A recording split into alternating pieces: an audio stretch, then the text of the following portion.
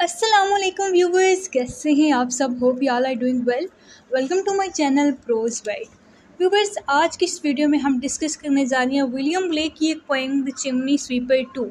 Chimney sweeper 1 from songs of innocence हमने पहले discuss की थी। जो चिमनी स्वीपर 2 है ये सॉन्ग्स ऑफ एक्सपीरियंस, और आज हम इसको डिस्कस करेंगे। सॉन्ग्स ऑफ इनोसेंस में जो पोएम थी द चिमनी स्वीपर 1, उसमें सफरिंग थी लेकिन ड्रीम में होप भी थी। क्योंकि सॉन्ग्स ऑफ एक्सपीरियंस में है तो इसमें जो है सिर्फ बिटर रियलिटी को एक्सपोज किया गया है। इसमें कोई कंफर्ट नहीं है, सिर्फ हिपोक्रेसी है।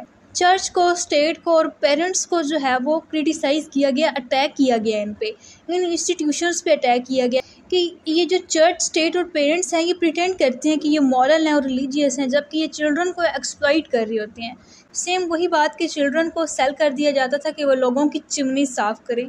तो कॉन्टेक्स्ट जो है वो चिमनी स्वीपिंग वाला वो सेम सॉन्ग्स ऑफ इनोसेंस के है। उसमें हमने डिटेल से कॉन्टेक्स्ट डिस्कस किया कि 4 से 7 साल के बच्चों को जो है वो भेज दिया जाता था, जो कि गरीब बच्चे होते थे। पेरेंट्स खुद उनको सेल कर देते थे कि वो लोगों की चिमनी साफ़ करें, और कुछ बच्चे ऐसे थे जिनकी डेथ भी हो जाती थी। तो ये था पोएम का background. First of all writer का इंट्रो डिस्कस करते हैं, उसके बाद पोएम का स्ट्रक्चर और line by line explanation discuss करते हैं। विलियम ब्लेक जिस 1757 में बर्थ हुई इनकी और 1827 में डेथ हो गई।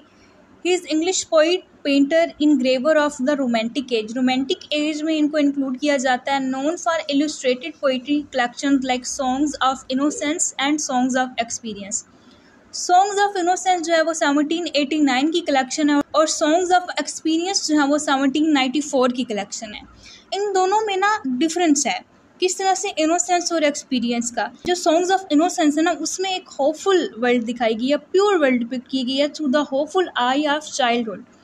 ठीक है, रिलीजन इसमें प्योर है, होपफुल है। और सॉन्ग्स ऑफ एक्सपीरियंस में हमें हार्श और करप्ट रियलिटीज़ दिखाई गई हैं लाइफ की और सोसाइटीज़ की। He explored themes of childhood, innocence, experience, religion and social injustice, strongly influenced by mysticism, vision and spirituality. Spiritual poet इनको कहा जाता है, visionary poet कहा जाता है, mystic poet कहा जाता है। He claimed to see angels and prophetic dreams. ठीक है, ये visionary poet थे, इनको काफ़ी ज़्यादा visions आती थी। जैसे कि at the age of 9 इनको एक vision आई कि ट्री पे जो है ना वो angels बैठे हुए हैं, और एक बार इन्हें ऐसे लगा कि जैसे विंडो के बाहर जो है वो जीसस क्राइस्ट है।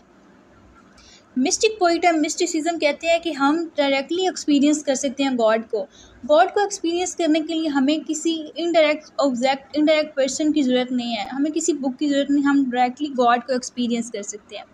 ही was a critic of oppression, materialism and organize religion, yet deeply spiritual, celebrated for uniting poetry, symbolism and art into unique visionary style। Discuss करते हैं पोएम का स्ट्रक्चर और लाइन बाय लाइन एक्सप्लेनेशन।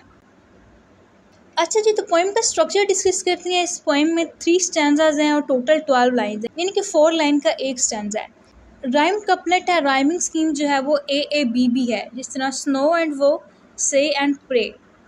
ये poem chimney sweeper 1 से shorter है और sharper है। इसमें कोई ड्रीम नहीं है। It only reflects loss of hope and loss of innocence. Text discuss करते हैं और इसको समझने की कोशिश करते हैं। A little black thing among the snow, crying weep weep in notes of वो। स्पीकर एक बच्चे को देखता है जिसको उसने बोला है अ लिटिल ब्लैक थिंग, कि वो जो बच्चा है वो ब्लैक थिंग इस वजह से है कि वो सूट में कवर्ड है, उसकी बॉडी पे डस्ट लगी हुई है क्योंकि वो चिमनी साफ करता है। अमंग द स्नो, सर्दियों का मौसम है। ठीक है, यहाँ पे कॉन्ट्रास्ट है ब्लैक एंड वाइट का, ब्लैक थिंग का और स्नो का। सर्दियों के मौसम में एक बच्चा जो कि डस्ट से कवर्ड है वो खड़ा हुआ है। Crying weep weep in notes of वो। नोट्स ऑफ वो मीन्स साउंड्स ऑफ सॉरो और सॉन्ग्स ऑफ सॉरो। तो वो बच्चा जो है ना वो चिल्ला रहा है, वो रो रहा है, वो सदा लगा रहा है वीप वीप। अब जो वीप है ये यहाँ पे रोने को भी सिम्बलाइज कर रहा है, या फिर वो सदा लगा रहा है स्वीप स्वीप, कि चिमनीज मैं साफ़ करता हूँ, मुझे चिमनी साफ़ करवा लो, स्वीप स्वीप। अब वो बच्चा छोटा है तो वो स्वीप नहीं बोल सकता, तो वो वीप कह रहा है। Where are thy father and mother say, they are both gone up to church to pray. अब स्पीकर इस बच्चे से पूछते कि तुम्हारे फादर और मदर कहाँ है। स्पीकर जो है वो सिंपैथी शो कर रहा है कि ये बच्चा यहाँ पे ठंड में क्या कर रहा है, इसके फादर और मदर कहाँ पे हैं। तो बच्चा जवाब देते हैं कि वो दोनों चर्च गए हुए हैं प्रे करने के लिए। ठीक है, यहाँ पे जो है वो हार्श टोन है कि पेरेंट्स जो है वो प्रे करने गए हैं, उनको कोई फिक्र नहीं है कि उनके बच्चे के साथ क्या हो रहा है। अब चाइल्ड फर्दर बताता है because I was happy upon the Heath and smiled among the winter snow. وہ کہتے ہیں کہ میں یاد کر سکتا ہوں، مجھے یہ یاد ہے کہ جب میں خوش ہوتا تھا، میں کھیلتا تھا، میں خوش ہوتا تھا ایک میدان میں، اسمائلڈ امانگ دا ونٹر سنو، اور ونٹر جس کو ہارش ڈپکٹ کیا جاتا ہے کہ میں ونٹر کی سنو میں بھی کھڑا ہو کے مسکراتا تھا. سو دے کلاتھ میں ان دا کلاتھس آف ڈیتھ. تو پیرنٹس نے کیا کیا، اس کو کلاتھس آف ڈیتھ پہنا دی، یعنی کہ اس کو چمنی سویپر بنا دیا. اینڈ ٹاچ می ٹو سنگ دا نوٹس آف وہ. اب وہ بچہ جو کہ اپنی گیت گاتا تھا، جو کہ خوشی کے گیت گاتا تھا، اس کو اب نوٹس آف وہ یعنی کہ سانگز آف سارو گانے پڑ رہے ہیں، کیونکہ وہ ایک چمنی سویپر بن چکا ہے. کلاتھس آف ڈیتھ بھی اس وجہ سے کیونکہ وہ بچے بہت چھوٹے ہوتے تھے، تو اکثر ان کو بریتھنگ پرابلمز ہو جاتی تھی چمنی سویپ کر کر کے، اور اکثر بچوں کی ڈیتھ بھی ہو جاتی تھی. And because I am happy and dance and سنگ they think they have done me know injury.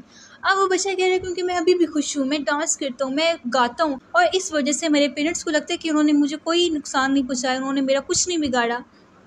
And are gone to praise God and his priest and king. اور اس کے پیرنٹس اب گاڈ کی تعریف کرنے گئے ہیں، گاڈ کی عبادت کرنے گئے ہیں، پریسٹ اور کنگس کے پاس وہ گئے ہیں ان کی پریز کرنے کے لیے. Who make up a heaven of our misery. Heaven of our misery مین ان کے پاس پاور ہے، ویلتھ ہے، اور وہ کس وجہ سے out of سفرنگز of poor children. Children کو فورس کیا جا رہا ہے کہ وہ چمنی سویپر بنے، ان کا کوئی خیال نہیں رکھا جا رہا. پوائم میں ولیم بلیک اٹیک کرتے ہیں چرچ پہ، اسٹیٹ پہ، ایون پیرنٹس پہ، کہ وہ جو ہے وہ مورل اور ریلیجیس بنتے ہیں اپنی طرف سے، مورالٹی کو فالو کرتے ہیں، لیکن وہ چلڈرن کو ایکسپلائٹ کر رہے ہیں. اب چلڈرن جو کہ ایک بری حالت میں ہے، اس کا کوئی دھیان رکھنے والا نہیں، اور اس کے پیرنٹس جو ہیں وہ چرچ گئے ہیں. سو دس از آور poem chimney sweeper 2 in songs of experience. اس کے تھیم کی بات کریں تو اس میں تھیمز ہیں: exploitation of children, hypocrisy of religion, corruption of innocence, class and power critic, loss of hope and loss of innocence. So viewers, یہ تھی ہماری آج کی ویڈیو. اس میں ہم نے ڈسکس کی دی چمنی sweeper and songs of experience. Hopes آپ کو ویڈیو سمجھ آئی ہوگی. ویڈیو اچھی لگی ہے تو ویڈیو کو لائک کریں. پروز ورلڈ پہ نیو ہے تو جلدی سے چینل کو سبسکرائب کریں. Thanks for watching. ملتے ہیں آپ سے نیکسٹ ویڈیو میں.